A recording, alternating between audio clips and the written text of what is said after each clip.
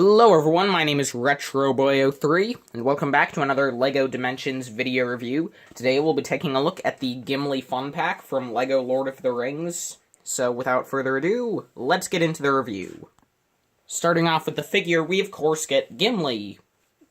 And well, here's Gimli's toy tag to start off. It's pretty nice with just some dwarvish runes and some chain on bronze and some chainmail on the sides. I think it's odd how Gimli doesn't really have a logo, though, with just a bit of a different spot of runes on the front. I feel as though Gimli should have had, like, a broken axe for a logo. I think it would have fit very well.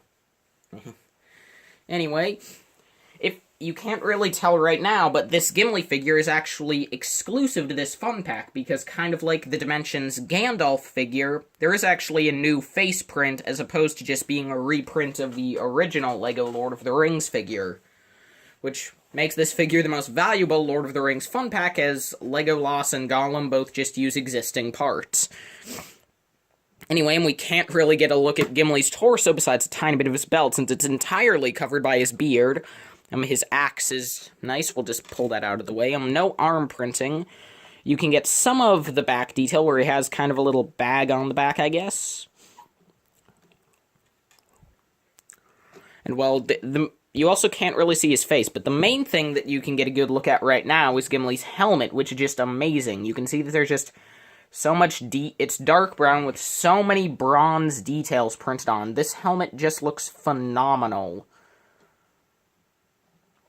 And, like, you can even see it here on the top, where there are even more details that carry up the sides. Oh, by the way, this is how I built my base, so now, for the figures, so now you know. So yeah, so that's, well, kind of we can see Gimli, but now I'm going to take off his beard and helmet so you can really get a look at what's underneath. Now you can see Gimli's full face and torso, and, well, yeah, you can see that while I don't have the original LEGO Gimli to compare, I can tell you that this figure's front face is completely different, where the eyes are smaller and more well-defined. The eyebrows are also a bit thinner. And the mouth is now and now he has a bit of a worried facial expression, as opposed to the smile that the original had. And the torso is the same as the original, but it is very nice. You can see more bronze detailing there on the belt, if I can get it to kind of reflect. There you go, it looks nice. And then, like, he just has some brown straps on his red shirt. Here on the back, you can kind of see the full design of Gimli's pouch. And on the back, his secondary face is very similar to the original. It just does have, though, the same better-defined eyes and eyebrows. However, this side is a bit faded, I must say. But the mouth, I'm pretty sure, is the same. So yeah, overall, pretty awesome figure. And this is what Gimli's second face looks like with his helmet placed back, with his helmet and beard.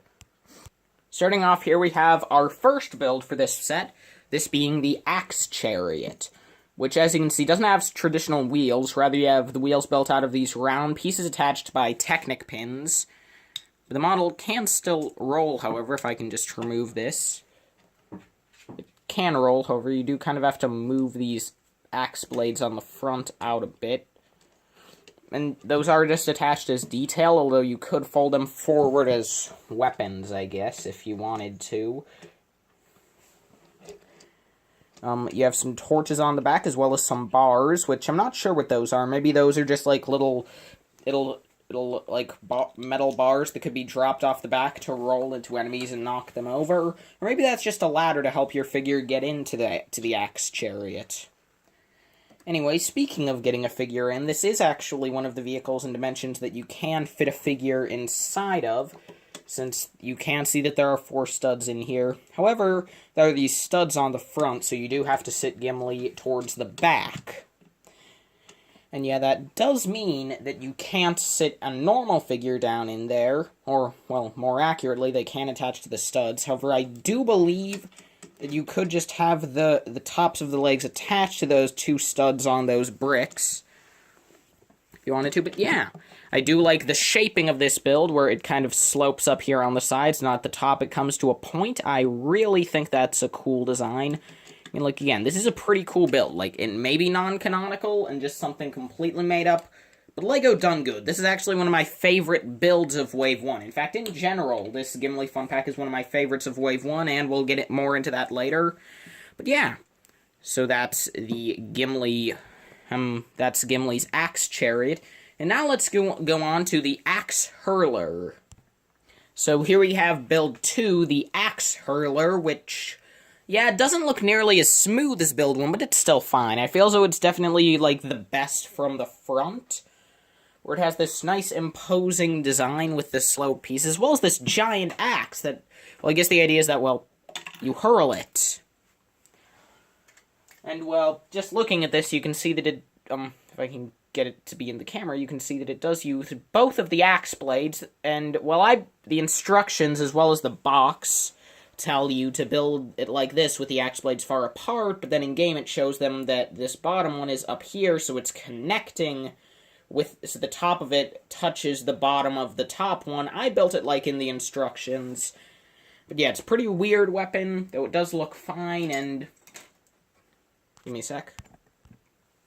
If you're curious, this is what Gimli looks like holding this axe. I just thought you might want to see that. I guess this would be a replacement after his first axe exploded. Anyway, the sides of the model look pretty bad, although from the back, I like how this fire is used as, like, boosters. It's obviously, the first build was non-canonical.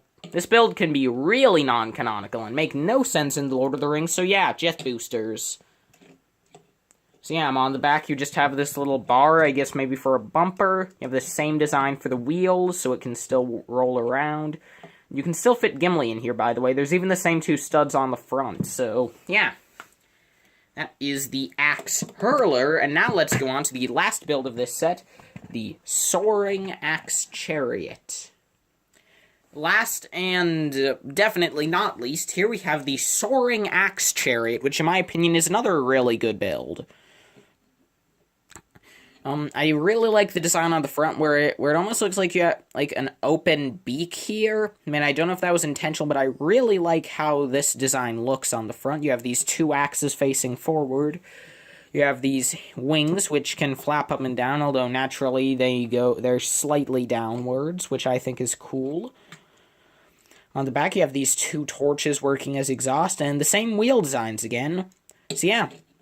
Pretty nice build, pretty simple. Now let's go on to the final verdict.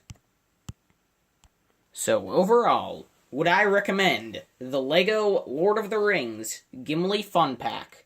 The answer, if you couldn't tell, is yes. This pack comes with an exclusive minifigure, which is very nice, and definitely, though it might be slight, it is still an improvement over the original Gimli figure. The builds are really nice. Like, the first build is just amazing. The second build's really good. Third build's still pretty good, though it's definitely, I mean, third build's really good. Second build's still pretty good, though it's probably the worst. But yeah, so overall, pretty great pack, at least in terms of the bricks. Thank you all so much for watching. I will see all of you in the next video. Probably. By the way, do you get it? His axe is exploding because he hit the Sonic ring. Get it? You get it. Unless you're like 6. Bye.